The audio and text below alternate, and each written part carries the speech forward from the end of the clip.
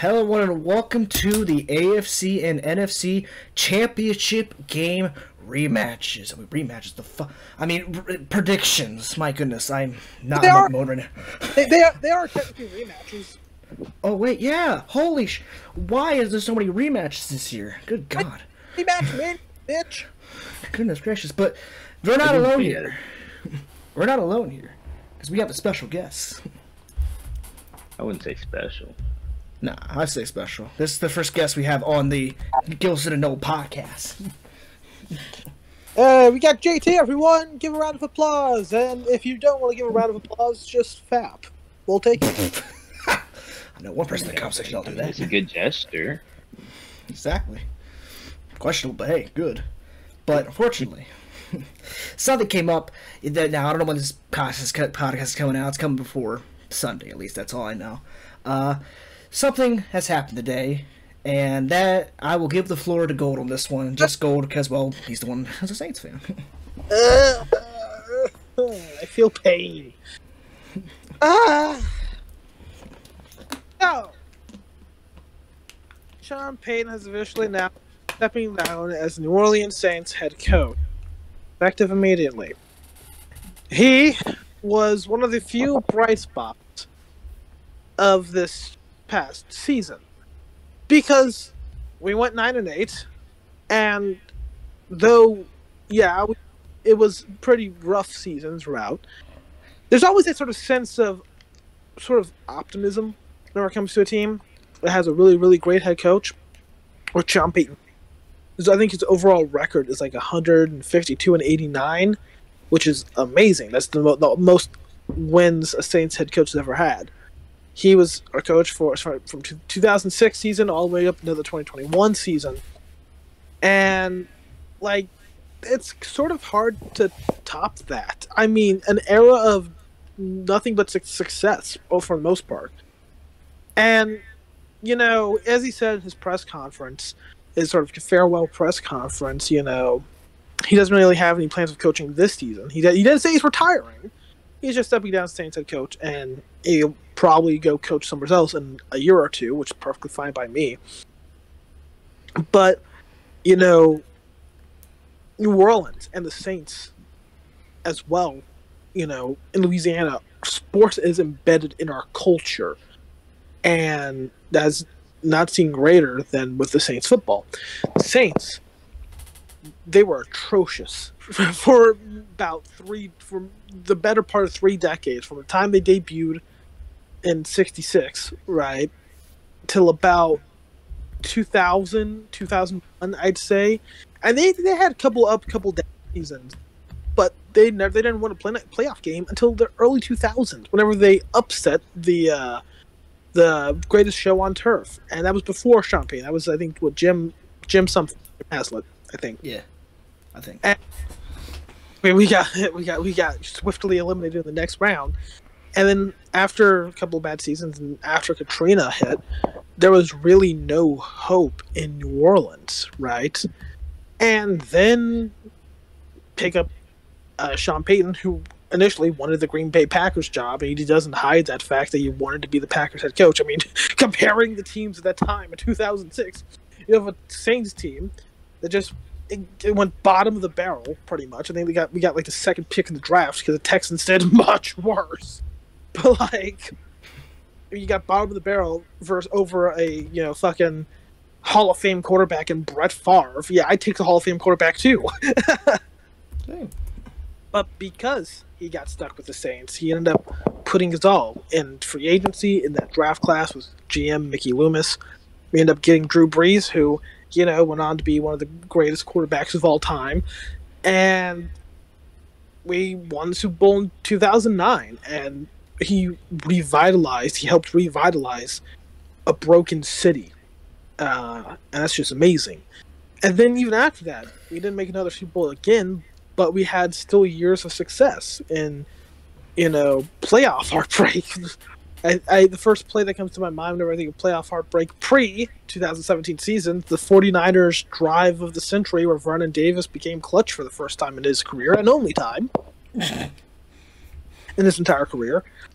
And the losses to Seattle in the divisional and wild card round, right? I think they were all divisional round, but that's beside the point. Because it sucked.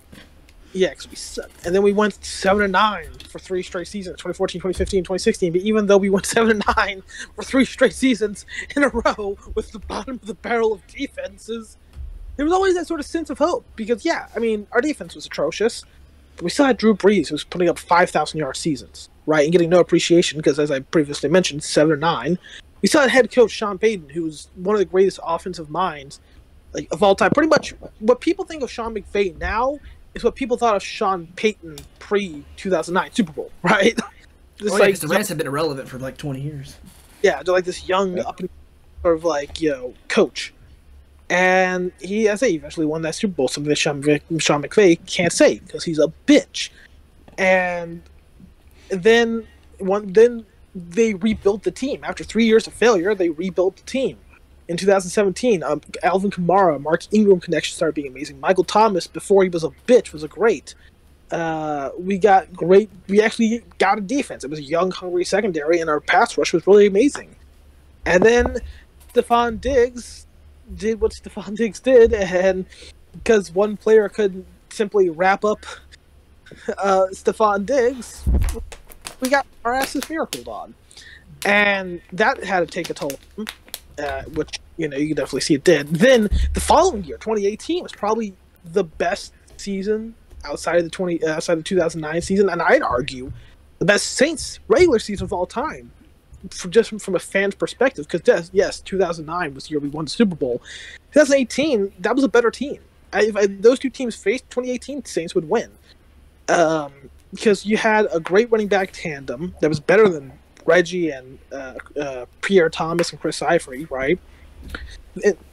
Drew Brees, though he wasn't throwing up 50-yard bombs anymore, he still was the most accurate quarterback in the NFL. You had a great section of wide receivers and supporting cast. The offensive line was the best that they ever were. They were all healthy for most of the season. The defense, mainly, that's what the key thing is. That defense, especially that secondary, was amazing outside of Eli Apple, because as I said previously, he's a bitch. And, that was just great. And then we got no call, no defense pass interference, and that also had to have been heartbreaking. And the Saints never really recovered from that. And Saints fans haven't really recovered from that either. And the fact that there's been still to this day no accountability from that staff is just mind-boggling to me. But in the 2019 season, we got one and done by Minnesota at our own home, which, yeah. And then 2020, we beat the Bears in the Nickelodeon game, which that was beautiful. Then we lost to Tom Brady Buccaneers, which we really shouldn't have even lost to them. Like, that first half, the Saints were winning in a dominating fashion. Then Drew Brees showed his age, and he showed that he had no arm talent anymore, right? He started making mistakes. He started getting pressured. And Jared Cook's bitch ass got fumbled on. 1 second. Yes.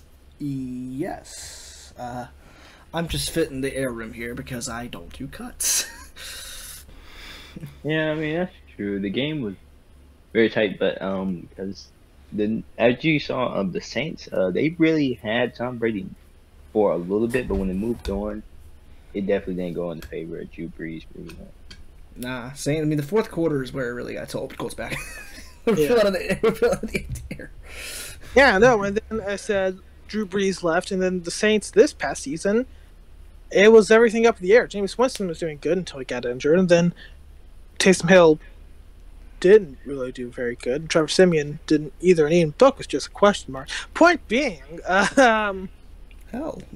this season sucked. It really did, but despite that, we saw a top 5 defense that's not in the playoffs. Well, so- Justin Herbert should be in the playoffs. And so, yeah, now that the era of uncertainty is in full effect, the only real good thing you can say about Sean Payton stepping away is the fact that there will be a new regime. There will be a new sort of culture, whether that's good or bad, no idea.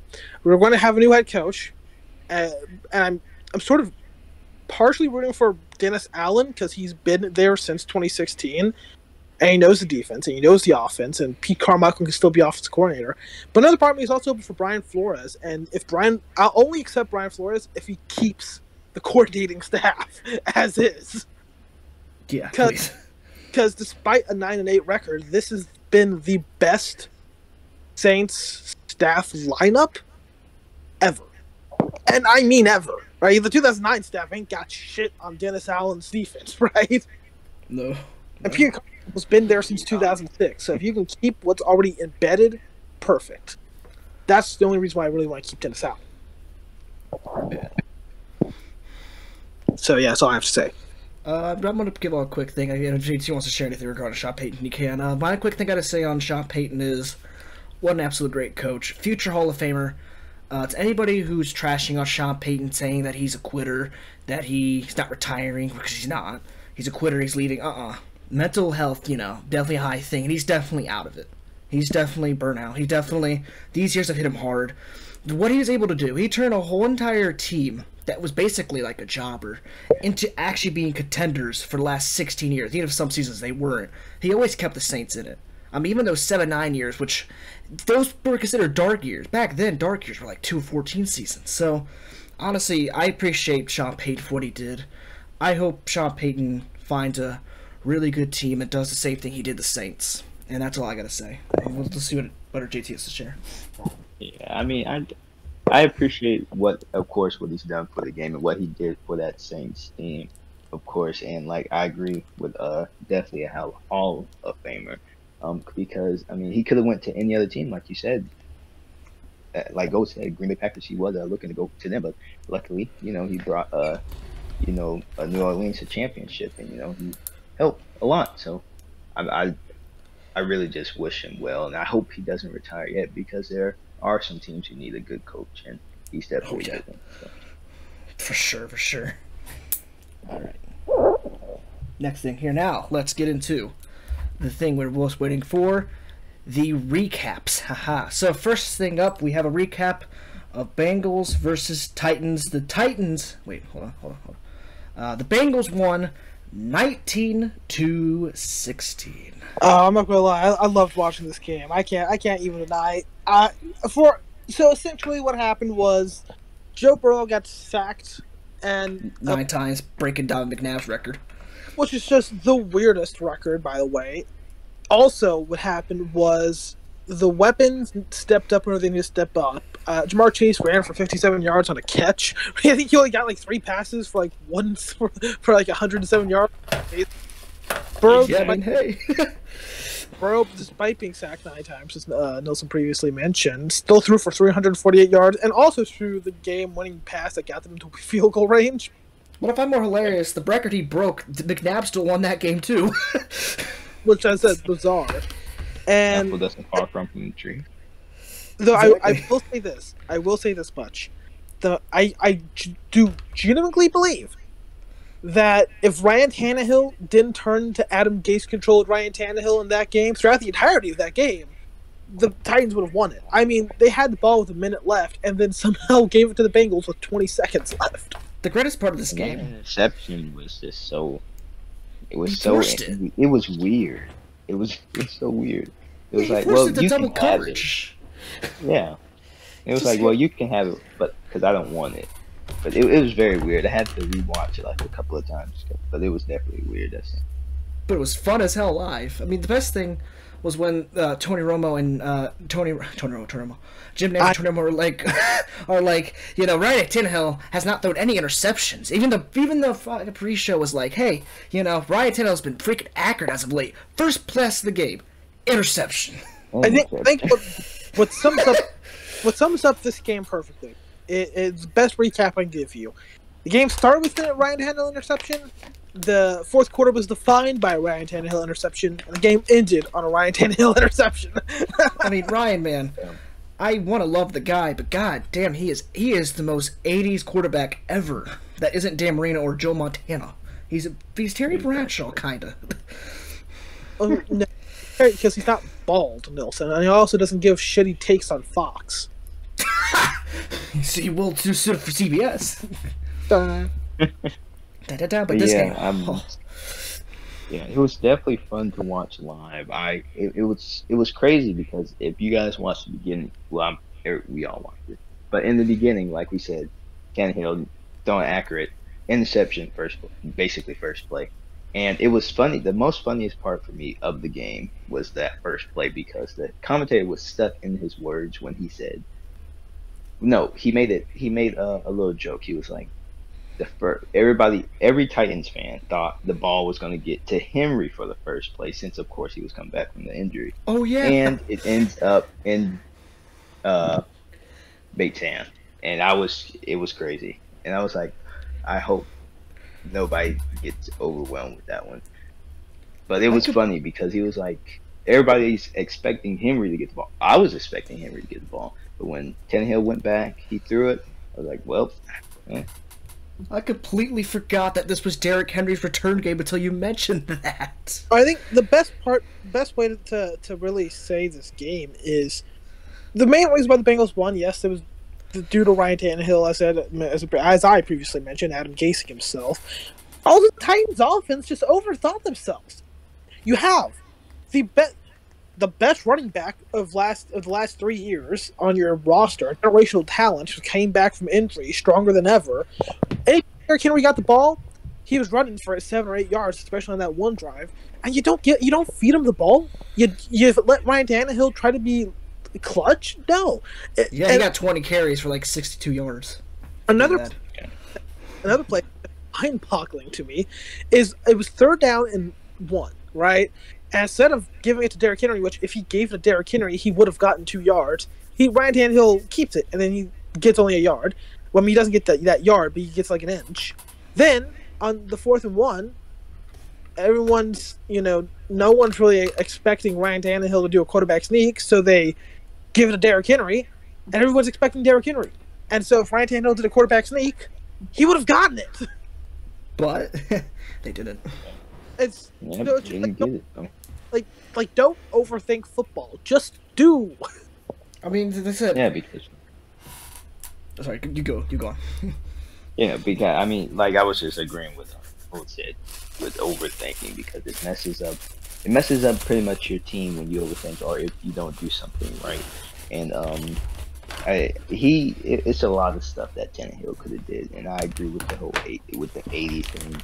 A lot of stuff he could have did to prevent them losing, but at the same time, like I said, he overthought. Yeah. Especially because this is coming from yet again, I could say it again. Fucking, I don't forget what's the head coach's name again? How did I forget his name this fast? Babel, thank you. I had a brain fart. This guy is like one of the most fierce coaches ever. Would cut his own dick off. By this point, just get a playoff win again. Back-to-back years, one done. Pathetic. This dude plays so damn neutered for like the last couple of playoff years. Like, damn. They lost because of how he play calls. Pretty much. And I will have to say this much. Be Evan McPherson. Don't overthink it.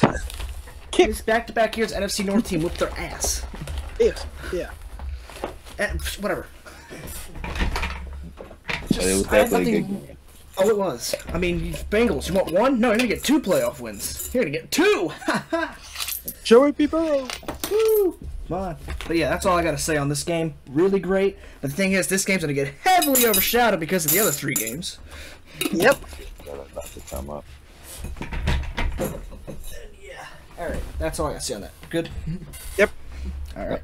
Good, Josie? Yes, I'm good. Yeah.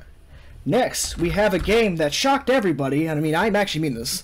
The 49ers defeated the Packers in the snow, technically the second half, 13-10.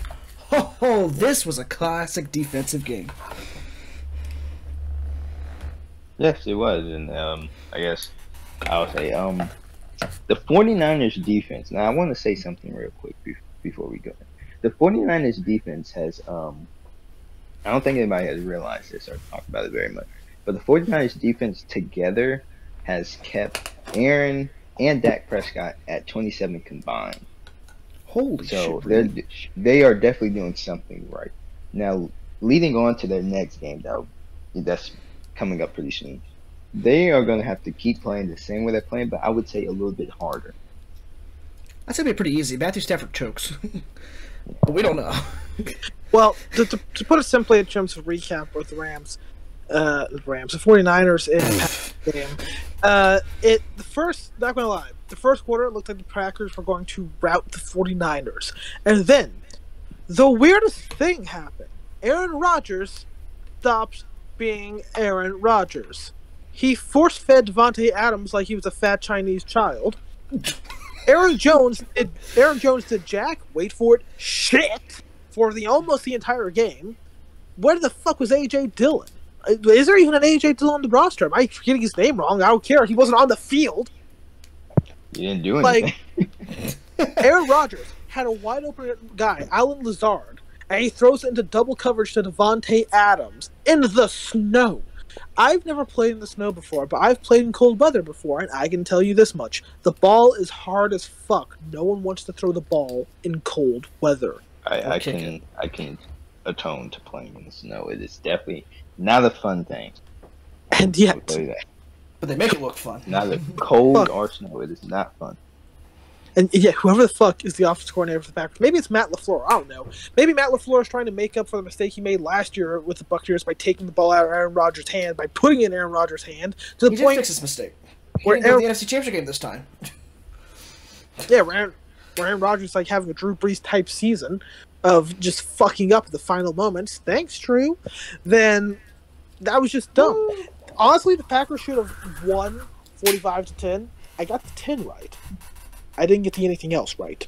I mean, the one that scored 10 was the team that you said was going to lose with it. I wasn't wrong with the it being close, though. By the way, I got 3 points for the Bengals and Titans. Haha, I take that credit. But yeah, I was bullying for the 49ers, though. I thought it was going to be. I didn't since I've been more on the 49ers defense's perspective. I thought it was going to be a measly 30 to probably 27 or something like that. I don't know. It was crazy. The outcome was crazy. Yeah, because you thought the 49ers offense would keep up this time around, like last week. And I thought Garoppolo would capitalize on that defense. Getting the ball, getting it in, defense, get the ball, getting it in. But I mean, it was sad sight for Aaron Rodgers, in my opinion. It is. I mean, here's the thing. But 49ers. By the way, 49ers, they special teams. All right. We give credit to the defense, but how about the defense the special teams making really clutch plays? The blocked field goal before halftime, a lot of people forget about that one. And then the blocked punt that gave 49ers the tie that led towards the victory. Both of those were game changers, in my opinion. And I definitely have forgot about the blocked field goal until now. Yeah, it's been a while since I've seen one, to be honest. It's been a long time. I find it quite comical. The 49ers have played 3 quarters of 2 separate games.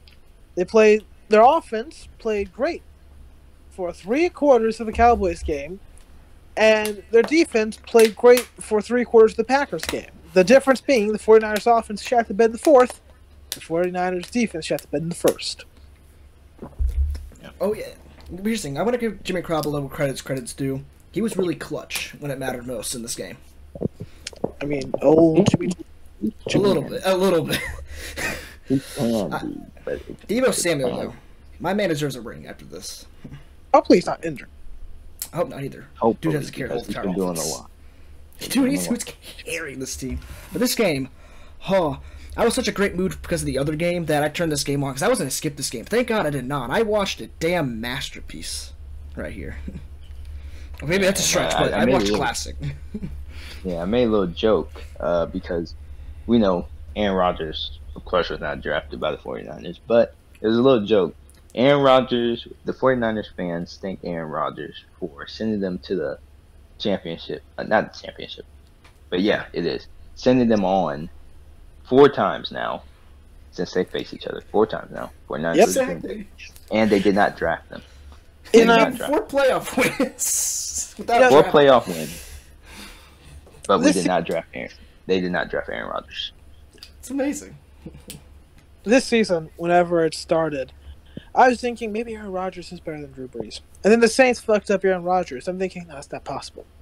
Then Aaron Rodgers went on to have an MVP caliber season. I'm thinking, maybe it is possible. Then pulled up a little stat. Drew Brees is, if I'm correct, I could be wrong, only 7-3 at home in the playoffs. 7-3. Aaron Rodgers is 5-4 in the playoffs at home.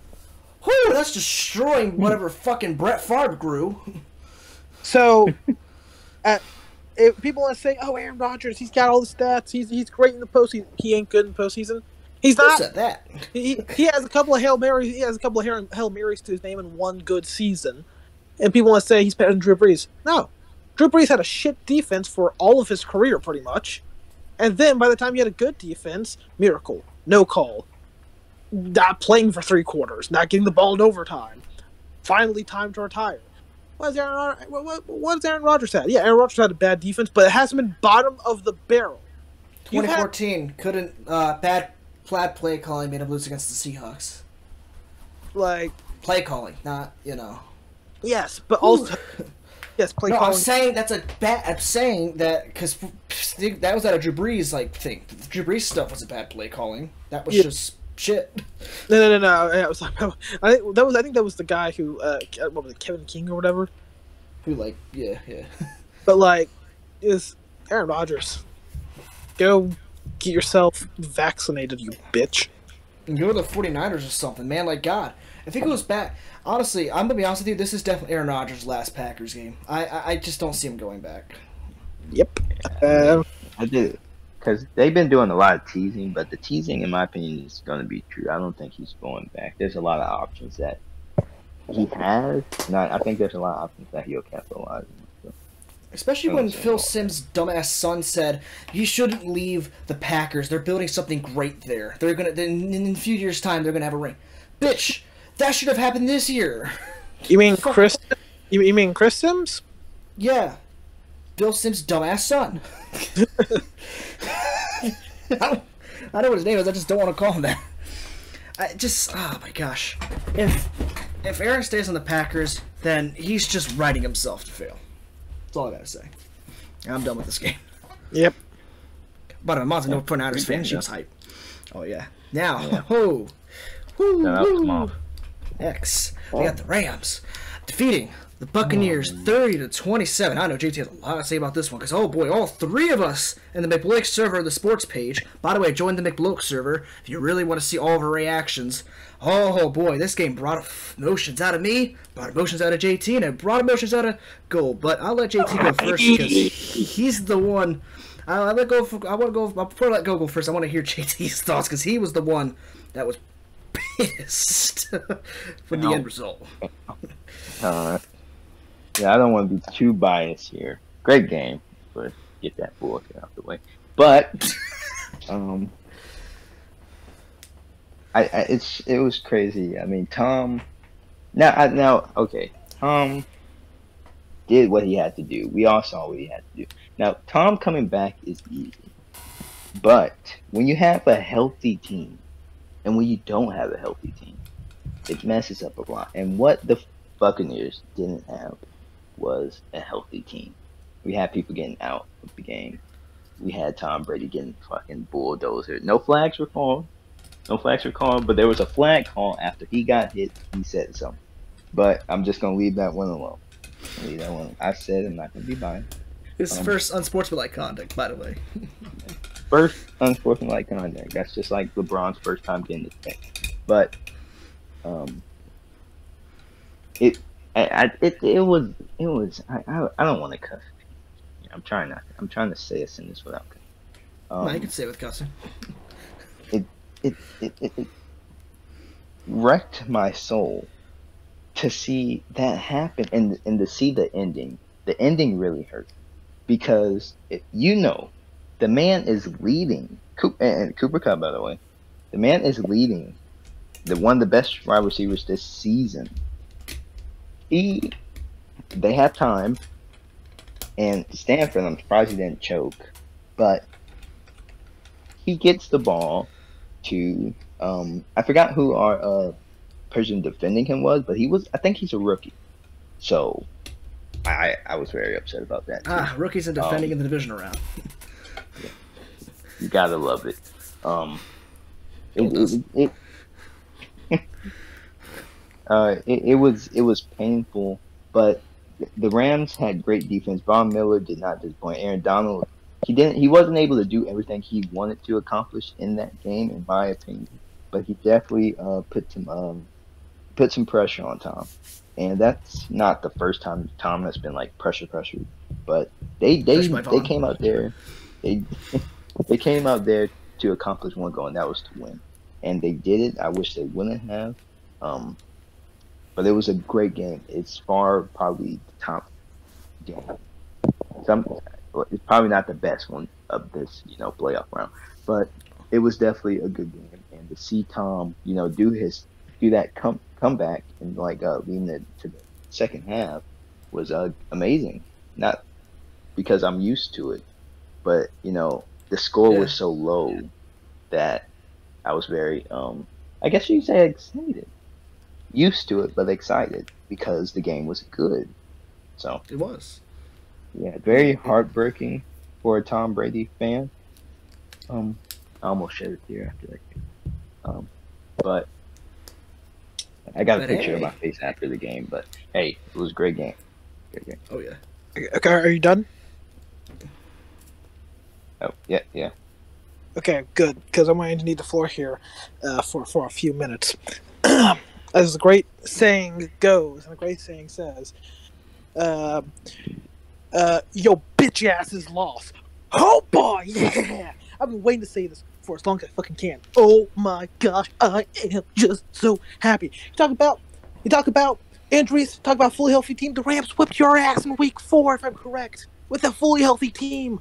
Tom Brady's best comeback god of all time. He couldn't come back from the Rams somehow trying to disaster themselves their entire career, their entire playoff run. Sean McVay saw his best friend Kyle Shanahan and was like, no worries, buddy. I choke too. We like getting choked together. And then Matthew Stafford's like, no, I don't like getting choked anymore. I want to win a game and a Super Bowl. And he and Cooper Kupp, the neck-beard connection, did it. They together became clutch. It's the neck-beard connection of the century, just like Jamar Chase and Joey B. Burrow is the LSU connection of the century. You got injuries. Oh, man, I wonder what that's like. The Saints have been injured for my entire existence. So, the Buccaneers. Tom Brady got called for unsportsmanlike conduct. I've been waiting for this my entire life. He's been getting bullshit calls since the day he started, like Drew Bledsoe. Ugh! Now, that should have been called for unsportsmanlike conduct. Then he got a little bit of blood. Drew Bledsoe almost got killed on the field. A little bit of blood can suck it. Fucking suck it. Then, upon all belief, the Rams, they tried their damnedest. They tried their damnedest to give Tom Brady this game. Fucking Cam Akers fumbling twice. I praise Cam Akers. I'm not praising that bitch anymore. Fuck him. Cooper Kupp. That guy fucking fumbled more times than Michael Thomas dropped passes last year. What the fuck, bro? Then, something amazing happened. Brady, he got strip sacked by Von Miller trying to turn the 2015 Broncos team. What? Then, Matthew Stafford fucking gets the ball thrown way over his fucking head, and the Buccaneers recover it. And then Leonard Fournette, it's like I saw it all over again. 28-3. Leonard Fournette turned into James White there for a second, and he ran to score a touchdown. But you had one issue. You gave Matthew Stafford too much time. And Matthew Stafford's been trying to unwrite the script of him fucking sucking in late game moments. And so, he did. He unwrote that script. Now, the Rams are in the NFC Championship game, about to get their asses handed to them by Jimmy G. Garoppolo. Jimmy G, take your girlfriend home. Jimmy G and George Kittle. Yeah. Fuck you. Got that all out your system, buddy? Got that all? Yeah, just rain on my parade. Just rain on my... You make me feel a lot better. Well, I did not be a single fucking Buccaneers fan until 2020. Yeah, thanks a lot. You definitely made me feel better. Oh, man. Whew. Also, fuck the bitches. That's the 8th time you said it. Gee, trust me, Saints fans don't like Bucks fans. I think we can see that. Oh, no, I'm not a Bucks fan. No. Yeah. Plus, you're a Raiders fan. But my thoughts on the game, both of them already shared it. All thing I gotta say is, man, oh man, did it feel like it was so, that was so it felt so like WWE like there in the fourth quarter. Like it was like Roger Goodell's like, you gotta put an end to this, you know? With the fumbles, like it just feels so convenient. It gave me 2016 Chargers flashbacks and that one Saints game where the 2 fumbles gave Saints the lead. It just, it felt like the script was on the table, but it wasn't. For me, everything against Tom Brady. Fuck the Bucs. I mean, finally. I mean, I hate that the Chiefs made a chance game, but I'll share my opinions on that after, because, well, that's my division rival. No Trust help me. here. I want to rant. No help here. Oh, trust me. I got my own rant to bring in next. God. I'm just... Good game, I guess. I mean, the emotions really came out a lot. Matthew, he actually has been clutch in some areas, but this is where he's most clutch at. Also, yeah. not too sure if you said the final score. It was 30-27. I did. I'm done with this game. I don't want to talk about this game. I want to talk about the next game, because I have a lot of fucking to say about the next game. If you guys are done here. Yeah, you know, I'm going to hold in that tier so we can move on. Yeah. Here's my tears coming out right now. So, I was right about the overtime for this next game. Bills and Buccaneers. Like, Bills and the Chiefs. But too bad it was a lot more high scoring. But yes, the Bills lost 36-42 to the fucking Chiefs in overtime. Here's the thing. I don't hate the Chiefs team. I don't hate Patrick. I don't hate Andy. I don't hate any of those people. They all deserve everything they're getting, because this is a team that for the last 10 years, when Andy Reid's got them, has built them to this point, absolutely deserved. My problem is the fans and how they don't deserve any of this fucking success. Firstly, Andy Reid, congratulations, brother. I mean, you did it, man. For both AFC and NFC team, you went 4 straight years. That's impressive. I think that's a first time for NFL thing, but fuck. Seriously, fuck. This game is now causing a lot of questions if the overtime rule should be changed. And for me, I don't fucking know. NFL's not going to listen to this shit. Yes, it is absolute bullshit that this has got to be one of the greatest NFL games of all time when it comes towards performances. I mean, Josh Allen and Patrick Mahomes were just perfect. No turnovers. This game was perfect, and it ends in the most bullshit fucking way ever. And yes, Bills, you made mistakes, alright? You made mistakes. For me, I'm sticking by it. You should have squib kicked it. Why the fuck are you giving Patrick Mahomes time from the 25? I get 25, 13, doesn't sound as bad. It sounds better than, 7 seconds at the 30 or 40. But goddamn, 7 seconds is fucking 7 seconds, alright? That's the thing. You gotta give him less fucking time. But no, you gave him all the goddamn time in the fucking world, and here we are again. Here we are, the possibility of these spoiled fans yet again getting a goddamn ring when they don't deserve fucking shit. The most ungrateful fan base I ever fucking met. They get on Saints fans' asses for how they are. They're grateful for everything they got. This fan base is not. I mean, I'll give it to them. They're loyal as hell, but damn it, they don't deserve anything they're getting right now. I just hate it. I hate hearing these fan base. I hate hearing Chiefs fans. They are so goddamn annoying. The Bills deserve this so much. I mean, this is a classic game, but the Bills deserve this. This was the Bills' year. It was. And it just ends in the most anticlimactic way. And yeah. That's true. I mean, I can agree on the Bills winning it. I would have preferred the Bills winning it because, hey, I mean, it would have been a good thing to move on. I mean, I do not prefer the Chiefs. I do not like the Chiefs. I'm not a fan of Patrick Mahomes. He's cool quarterback. Cool quarterback. I hate when he was so pushed to being the best quarterback at one point. But, I mean, hey, it's a good game. They did a stupid move, and Kansas. And yeah. Okay, this is my turn. Yeah. Okay, so I think the overtime rule should be changed, but for a different reason. It's not because I want more offense. It's just because I hate ties. I personally just hate ties. Initially I was thinking it sucked that one team had to lose, and it had to be the Bills. I don't really hate the Chiefs as much as Nelson does, or JT. I mean, Patrick Mahomes is a cool guy. Sucks his wife and his brother are shitty. Yeah. And I mean, overall, this was a really good game. I can't deny it. I thought this game was going to be over whenever the Chiefs went up 23-14. I'm going to be real with you. It looked like whenever they went up 23-14, I'm thinking, oh, man, just another blowout. Great. Okay, perfectly ruined my day. Then Josh Allen threw a touchdown on one play. Well then. And I think what really... Here's the thing. This isn't one of the greatest games of all time, in my personal opinion. This is one of the greatest fourth quarters of all time. Yes! I enjoyed the game. It was a very nice back and forth game prior to the fourth quarter, but this is what I said. This is what Matthew Stafford was what he became on earlier that day. He became great. He was clutch. And Josh Allen, there's always question marks on if he's great, because there's really, really good quarterbacks. And then there's just great quarterbacks. And I feel like the Bills' play calling for the entire fourth quarter, that entire 2-minute drill, was perfect. You could not get more perfect than that. You ran down as much time as possible, and you score a touchdown and get a 2-point conversion. But you left a minute 54 seconds left. I told my dad, because we were watching it together, don't count out Patrick Mahomes. He has a minute 54 seconds left. They'll do something. And then they scored in 36 seconds thanks to Tyreek Hill, who taunted, I mind you. He did a taunting. He got something to get a penalty, but it wasn't called. Hey, Bill fans, welcome to the no-call club, baby. You're more than welcome.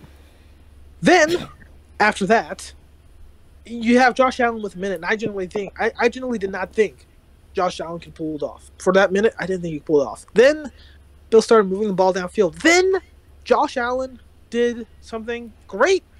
He did something perfect, even more perfect than the previous drive. He fucking scored with 13 seconds left. That any other team and any other quarterback, you score, yes, even Tom Brady, you score on them with 13 seconds left, they're fucking losing that game. I don't care that opposing team with 13 seconds left and they're down by however, they're losing that game. Josh Allen should have won that game, but his defense failed him. Because his defense, for some ungodly reason, were 40 yards back. When you have to understand, you have a guy who ran a 40-yard dash in 4.3 seconds on that roster. I'm doing man-to-man. If you're fucking getting burned, you better get your ass burned doing man-to-man, not the dumbest zone coverages I've ever seen. And the Chiefs also had 3 timeouts. 3 timeouts and 13 seconds. Patrick Mahomes threw 2 45-yard bombs in less than 13 seconds and got a game-tying field goal. And honestly, I don't think the regular season overtime rule should be changed. If a team ties, fuck it, whatever. Playoffs, yeah, change that to college rules. I don't care, or what the Ravens actually recommended, which is like spot and choose rule, where one team wins the coin toss and they can either choose to play offense or defense, and they'll get to choose on which side of the field or what yard line they'll either be starting or what yard line they'll be defending at. That sounds perfect. Yeah, I think they should bring that in. I can agree on that. That sounds complicated. Well, no, actually, it is. It pretty much say Ravens versus Steelers. Ravens the opposing team. They call heads, and they win it. They either get to play. Say they choose they can only choose anywhere between their own 20-yard line to their own 1-yard line, essentially. And if they choose their own 20-yard line and it's going to be on offense, great. Then they can also choose if they're going to play defense for their opponent to start at their opponent's 20-yard line or 1-yard line. Oh, okay. I thought it'd be like you could choose anywhere on the field. I was thinking like, did you just think teams would always just put it in the red zone? Yeah, no, they can't do that. But if you're playing defense, you're having the opposing team start at the 1-yard line. That's good. That's not a bad idea. They need to experiment it. Extra playoff games, extra experimenting. Yeah, I agree with everything you said there. Yeah, that's all I have on that. This should open the NFL's eyes to changing some rules, hopefully. Maybe. Maybe. Yeah, I can definitely agree that. Yeah. You gonna go there? He was about to say something and he muted. Oh no, I'm fine. Alright. Now, we're good with this? Yep. Alright. Next is, before we get to the Super Bowl predictions, it's the rankings of the possible Super Bowls, and we all three have our own separate ones. I just want to question to both of you, specifically JT, so you're here. Should we all just name off all number 4s and all of our number 3s, all number 2s, all number 1s, or should one person go at a time, sharing their list? I guess all number 4s and all number 3s and 2s and 1s. All right, then I'll go first. My number 4 is the Super Bowl 54 rematch between Chiefs and 49ers. Now, I don't think this would be bad. In fact, all these Super Bowl scenarios are good. The only reason why I would take this Super Bowl scenario is if the 49ers get their revenge on the Chiefs. And that's all I got to say. For me, my number 4 is I'm not really very excited for this rematch, but it's certainly something. I'd have to say, give me for number 4 Rams and Chiefs. Here's the thing: it would be the most star-studded Super Bowl of all time, but also at the same time, this seems like a Super Bowl that the NFL just wants to force down your throat for the next 20 years, and I don't want that shit. And this Super Bowl should have happened years ago, not now. It should happen in 2018, not today. JT? Okay. Yeah, mine was mine was the 49ers versus Chiefs. I feel like I wasn't really feeling the rematch, but since the Chiefs did unfortunately win, I thought it would be the best thing. Will it happen? We'll have to see. But that's mine. That's mine. All right. Number 3 for me is the oddball one out, kinda. Yeah, no, it is the oddball one out. Bengals versus Rams. Now, this one, I was also convinced to probably put this there before. This one doesn't really have much story going into it, but yet again, it has the most interesting thing here. You have Joe Burrow, this young guy in his sophomore season, the Russell Wilson style, taking on Matthew Stafford, who's been waiting so long to get here. Joe Burrow's in there just like that. Matthew is finally in this position to win a ring. There's so many things that can be done off here. I mean, seriously. This Super Bowl would be interesting just for me. It's unknown how this game will go. It could possibly be a blowout. It could possibly be a shootout. It could possibly be like Super Bowl 50-3. I have no idea. And that's really all I got to say on this one. I don't have much to say on this one. The other two I do, though. So, yeah, that's my 3. My number 3 is also Bengals and Rams, but for a different reason. Well, there is no story here. This team is completely lopsided. I mean, you have the Bengals, who have the 17th ranked defense, going up against a top 5 offense. And while the Bengals' offense is really good, they're inconsistently good. They're good whenever they need to be. And Joe Burrow's a great player, but also at the same time, this is a very young team. I think the average age of that team is 25, which is woo, young. So, yeah, there's just nothing that really interests me in that game. Obviously, Matthew versus Joe would be an amazing matchup, but other than that, there's nothing that really has me saying, yeah, this is exactly what I want to watch on a Sunday night. Exactly. Yeah, it seems that, and that's mine as well, but it seems more like a regular season game. I don't think, in my opinion, I wouldn't be that hyped going in towards it. But I mean, hey, the Rams, they can move the ball, they can stop the quarterback when they need to. So I mean, it's definitely not a lot of story going in. It's not a lot of story. It would not be a good. I don't know how to say it, but I wouldn't say in my eyes, it's gonna be a great game, maybe, but not a great Super Bowl game. Yeah, leading up to it would not be great. That's probably what I mean. I don't know. Yeah, it's like stories. My words there. Did it be in a nutshell now? My number 2 is Chiefs versus Rams. Much different from gold. There's a lot of things that go in this for me. I don't take in 2018. I think this Rams team is much different than the 2018 team. Because, no Jared fuck off. This thing has a real big story to it, and it's Matthew Stafford and Patrick Mahomes for years. For years. Matthew Stafford's been doing things just like Patrick. Matthew has always been this unbelievable quarterback. They do unbelievable things. There's a whole video dedicated to him doing things that Patrick does but doesn't get credit. Always getting overshadowed. Always being thrown into the dirt. When honestly, Matthew's one of my all-time, not all-time favorite, but he's like one of my favorite quarterbacks now. This guy's always been buried into the ground. Here comes Patrick doing the exact same things as him, but because he has all that success, because he has all of that, which nothing against Patrick, great talented guy, I love him. This is Matthew's time. Matthew's been waiting forever for this. Patrick got it so quickly. You can't tell me this is such a great setup for a story between two quarterbacks. It's been so long since we had 2 quarterbacks that really have a damn good story for them. 54 didn't have it. Sorry, 55 didn't have it. I don't care what anybody says. Tom and Patrick do not have any history. 54 didn't have it. 53 didn't have it. 52 kind of had it, but not really. 51 didn't have it. 50 didn't have it. 49 didn't have it. Like, seriously. Tell me the last time when a Super Bowl really had two quarterbacks that really can go fist to fist. For me, this will be a fantastic storytelling game. This right here is the scenario I'll take with the Rams winning the Super Bowl for Matthew. This is all the years of pain Matthew's been through, getting revenge. That right there, I think, will be a classic Super Bowl. Eli versus Tom. There you go. Super Bowl 46. Definitely. I would go with 49. Not 49ers. Rams and Chiefs, because I mean, it's going to be a back and forth game, in my opinion. It's going to be a back and forth game. Going to be a very pumped game. Now talking about LA and Kansas, their fan base, it's going to be insane. Yeah, I hopefully Stanford can get his revenge of what Nelson said. But we're just gonna have to see. I don't know. You don't know. What's your number 2 goal? My number 2, give me Super Bowl 54 rematch, Chiefs versus 49ers. I'm gonna. The only reason why this, and some may say this is pretty high, considering that there's not really much here. This is the thing.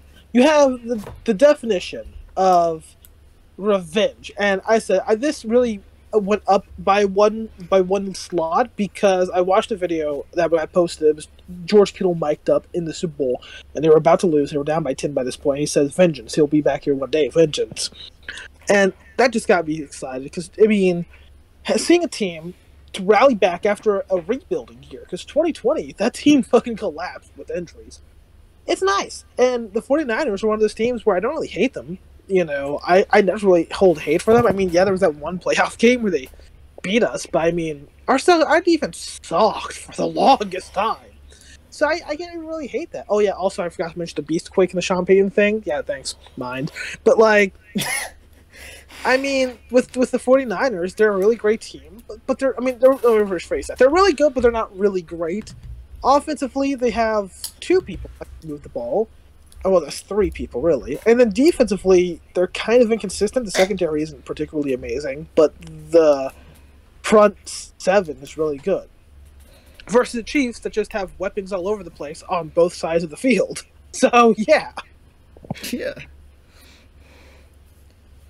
That's the only reason. I was going to give it higher at one point, but it's just more the thought of the scenario is the offense. I don't trust 49ers to get I want them to get revenge because of that defense, but it's like I got to put it last because that game's unpredictable of how it's going to go. Yeah. Yeah. Now, my number 1, if you haven't already guessed, Bengals versus 49ers rematch of Super Bowl 16 and 23. This right here has the most storytelling going into it. I mean, God dang it, man. I believe all the times the Bengals have made the AFC Championship game, they actually made it to the Super Bowl, so keep the streak up, boys. This right here, this is ultimate revenge. You know how Eagles got their first ring against the team that took it away from them, the Patriots?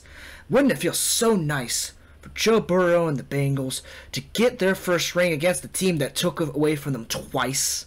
I mean, this right here, this will be a classic. This will be...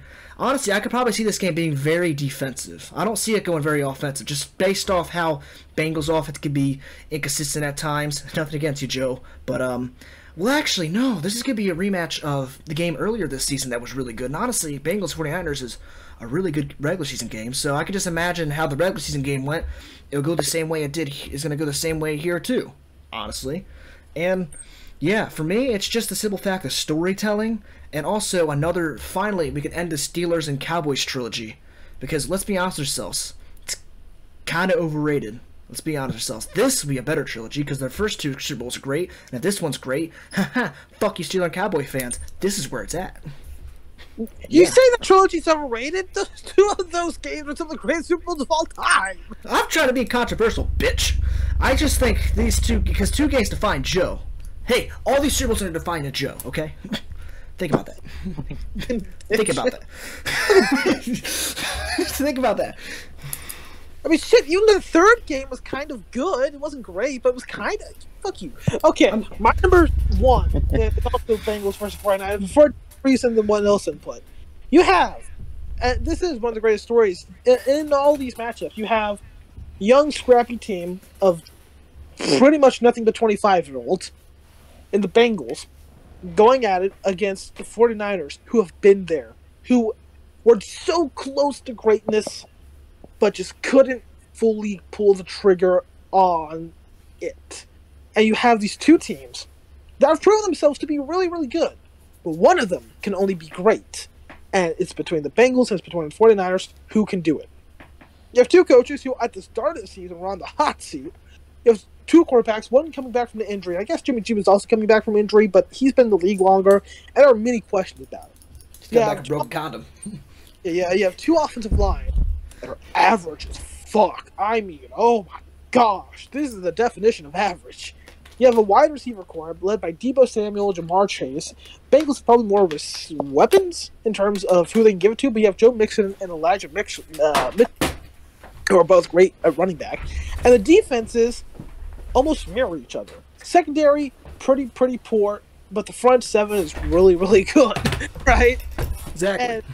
And this is the definition. If this is a Super Bowl matchup, this would be the definition of a team win.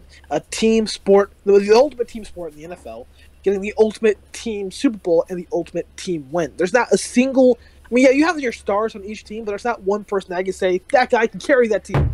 On the Chiefs, you have Patrick Mahomes who can carry it. On the Rams, you have multiple guys who can carry it. Right?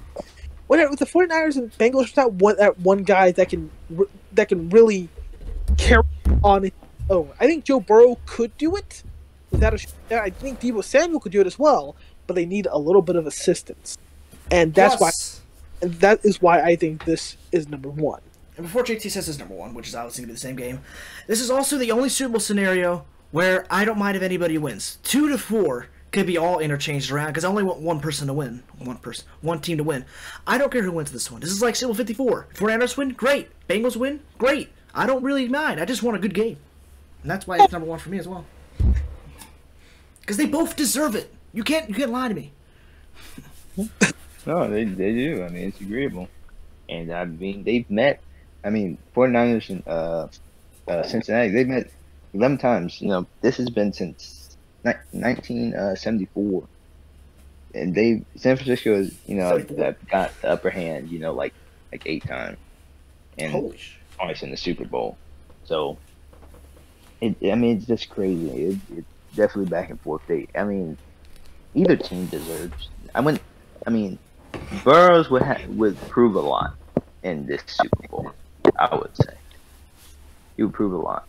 Defensive wise, 49ers. Of course, there's a lot that could be stepped up, but it's going to be with these two teams. There's going to be the right amount of something in the game.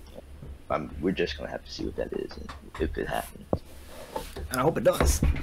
This is a scenario that all will be happy with. And I didn't realize 49ers had the upper hand 8 times now. That's, whew. Yeah. This is, that further adds to the revenge. Come on, Joe. Beat Joe Montana. But yeah, that's all I have to say. Do it for Cincinnati. Do it for Cincinnati, man. Who day? Now pick time, baby. Alright, pick time. At the 3:30 time slot, we have the first game up, which is Bengals visiting the good old Kansas City Chiefs. And oh yeah, this is a rematch that's from also the regular season. And damn, oh damn, that game was so damn good. That game clinched the Bengals the playoff spot and the North spot. And oh my gosh, wouldn't it be so great if Chiefs clinched them a damn Super Bowl spot? I think people are doubting the Bengals way too much. They take, a one-game performance and just think they're going to be like that the next week. Perfect example I can give off is the Jaguars in 2017 playoffs. They barely could score against the Bills, so they counted them out against the Steelers. They went out against the Steelers and, okay, I almost said blew them out, but they beat them. What? Will you please stop comparing this Bengals team to the 2017 Jaguars? Shut the fuck up. I did off camera. I know, but stop it. No, I'm trying to give an example. Shut up. Oh my god, fine. No 2017 Jaguars. Fine. But you people judge way too much based off one-game performances like the Jaguars. Because...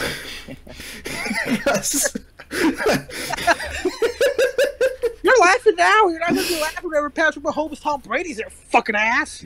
Hey, well, Tom Brady can't be, so hey, fuck you. But yeah, yeah. But yeah, what was I saying? Oh yeah, I know what I was saying. But yeah, people judge way too much of a one-game performance. I think right here, right now, this is the defining moment right here. I mean, if the Bengals lose, no hardest loss. Chiefs is a way better team. Bengals just got in this spot now from only getting like 4 wins the previous season. Like God, like that is impressive. 4 wins the previous season, and now you have a chance of being in the Super Bowl. Like, you can't make that up. You cannot. Yeah. I think Bengals will do it. I think there's just way too much people on the Bengals side here. This is an underdog story. In fact, both 49ers and Bengals have an underdog story going for them. And you cannot tell me you root for underdogs. I just think this Bengals team is much different from the Titans team. I'm going to say this now. That Titans team was a fluke. Okay? I got to be honest with you. They were a fluke. I mean, come on. The Patriots, that team was just not the same Patriots team as they were before. That Ravens team was really overrated. And the Chiefs, well, they wanted blood. This right here with the Titans, I mean, this here with the Bengals, you know, they actually are a talented team. That offense is loaded. That defense, if it actually shows up, you know, once, they could definitely take down Patrick Mahomes. They did it before. They could do it again. I picked Bengals to win 35-34. For me, personally, I think I sort of went back and forth with this one for the last 2 days because initially I was thinking Bengals. I mean, you gotta give it the Bengals. Then I saw Patrick Mahomes lead a pretty much game-winning drive in 13 seconds, and all I could think of, how the fuck do you even do? How is that even humanly possible?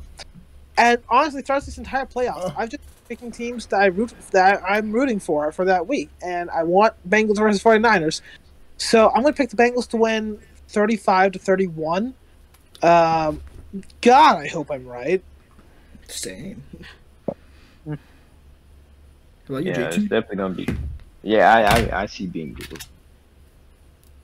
Bengals and Chiefs. I mean, I don't know. I mean, like you guys have said, this defense, if it's there, you definitely stand up. The offense is definitely loaded. Burrow he has a lot to prove, and he can prove a lot of people wrong. And I hope he does if he does make it. And I mean, if he does make it there, I will definitely be rooting for him because I mean it's been a while. You know, they've been down for a while, and they made a great comeback. You know, that game before we got into even in the playoffs was a great game. They beat the Chiefs. They upset the Chiefs to get in there. So I mean, it was great. I don't know what else to say, but I mean, my score for the game would probably be it's going to be tight knit. It's going to be like 37 to I say 33 to 30. That's what I say. Ooh. We all got 30s in there, which honestly, yeah, this game might be a shootout. Right. Yeah. Next, another rematch, they might say. 49ers traveling to LA, which, but Go told me before this, well, no, Go could say it in his fucking prediction side of things, because I'm going to bust the shit out of it. 49ers traveling to LA to take on the LA Rams, and hoo-yeah, boy! 49ers have beaten the Rams the last 4 times, and yeah. You guarantee it, they're going to do it a 5th time. I know what my dad said, you know, it's impossible for a team to do, you know, beat the team like 3 times in a row. Well, guess what? The Saints did it and the Titans did it. So, you can't tell me the 49ers can't do it. And I'm sorry. This is Matthew Stafford. Love you, buddy. But, this is the NFC Championship game. Your contract's done. Time to get your ass whooped by the damn defense. I just think, you know, the funny thing here for me is the reason why 49ers are here is because of the Rams. And 49ers are about to go to the Super Bowl because of the Rams.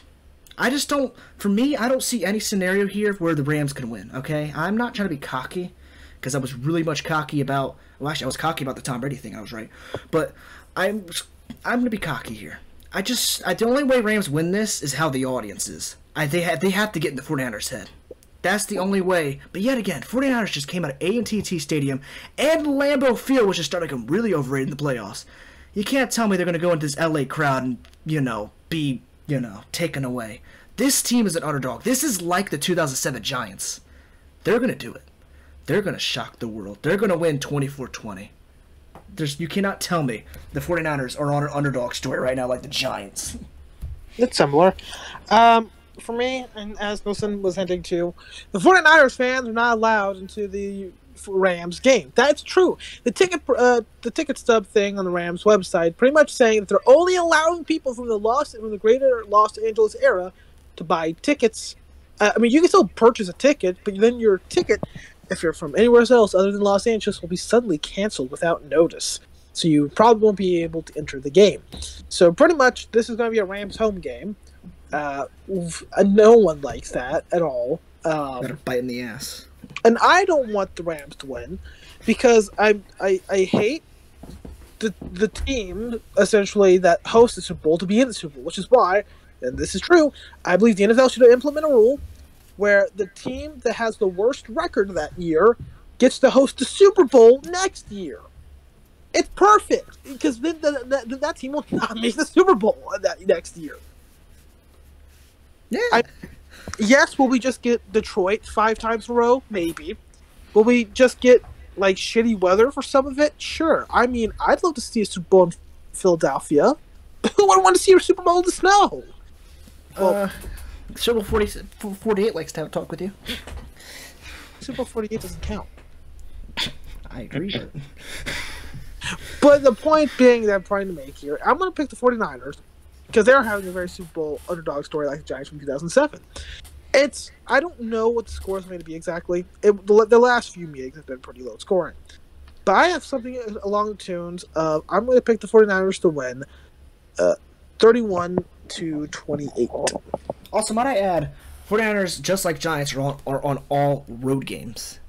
So, though they would host a Super Bowl because it's in an NFC stadium. Yeah. No. Well, actually, it's in the whatever. It's not our stadium. It's the fucking Rams stadium. Yeah. But I'm going with the 49ers, of course, as well, because the defensive wise, at another point, I'm looking at that defense. I think if the defense can keep the Rams where they need to be, Garoppolo can go out there, give the Samuels and the other people on the team, of course, women's numbers too. Samuels, and get in there and get the score, and get the job done. Because I mean, in my opinion, I haven't just been looking at the defense, but the defense is what can help them go on to the Super Bowl. That's what I'm saying. But I mean, the Rams, of course, yes, the Rams, of course, have a stack. I wouldn't say stack, but they got superstars on their defense as well, and offensive wise. So I mean, it's gonna be. It's not. I wouldn't say. I say defensive wise, it's gonna be great when the defense gets out there. It's gonna be great. But my score for the game would be 27. I would say. I don't know. I don't want to go too low, but I don't want to go too high. So I'm gonna say probably 27-30. I don't know. That's what I 27. Ooh. Because it could be high scoring, it could be low scoring. But yeah, that is it. This is definitely the longest podcast by far, I think, for our channel here. Oh, it is. Wow, holy crap. Yeah, this is the outro part now. I expect this playoffs to be... I'm hoping that the streak keeps up. I just don't think, after that divisional round, then none of these games are going to be blowouts. And neither is the Super Bowl going to be a blowout. This right here, these are the best last 4 teams. All right? Bills and Chiefs could have been interchangeable, pretty much. This right here, I'm hoping these championship games are classics and the Super Bowl's a classic, because this can be considered one of the greatest playoffs of all time, I hope. Because last week's playoffs was one of the greatest division rounds of all time, so I'm hoping for the greatest, championship round too. I'm just hoping these are great games, because I want them to be. Oh yeah. And like I said, this isn't a scenario. Even if I don't really enjoy the Rams or Chiefs that much, I'm not gonna be pissed with who wins. I'll take any Super Bowl out of this, because even the lowest ranked one, don't mind it as much. I want the right Super Bowl. But yeah, that's all I gotta say. And you guys do your parts for outros, and we'll go peace out. I have really nothing else to say. Go Bengals, fuck the Rams. Exactly. Fuck Chiefs too. I would say I would say Bengals definitely have the place to get it. They have the chance. They have the offense and defense. So I mean, just step it up, keep it up, and I feel like Bengals may have it. So that's what I got. All right. Well, hope you guys enjoyed this podcast. Peace out. Oh wait, almost got the call.